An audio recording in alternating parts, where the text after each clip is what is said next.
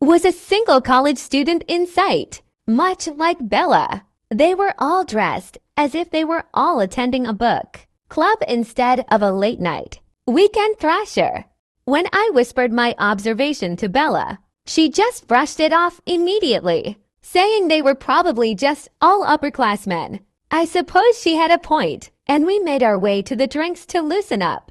As I approached the drinking station, I turned around and realized Bella was nowhere in sight. I texted her asking where she was while I took my first sip of spiked fruit punch. While I was standing there, I could have sworn I kept catching people staring in my direction in my periphery, but they shifted their eyes as soon as I turned my head. I was starting to get seriously disturbed, and a knot formed in my stomach as I waded through the crowd trying to look for Bella. Eventually, I made my way near the back of the house and found a hallway that wasn't occupied with clumps of people. Walking down the hall, I read bathroom on a sign and followed it.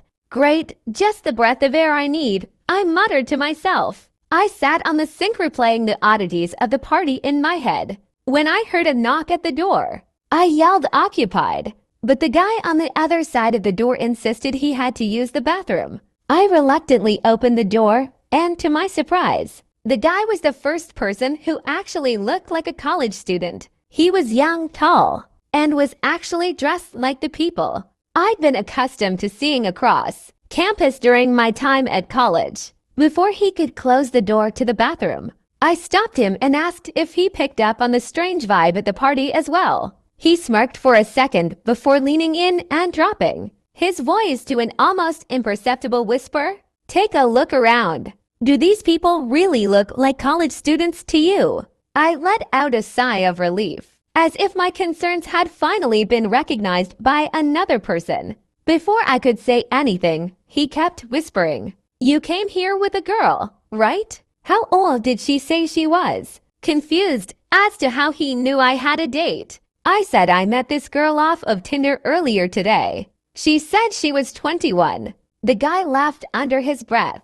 Typical. Well, if it isn't obvious already, she isn't who she says she is. Then a pause before he finally whispered once more. Hey man, do what you want. But if I were you, I'd say get out of here sooner rather than later. And with that, he shut the door before the hallway became dark and silent once again.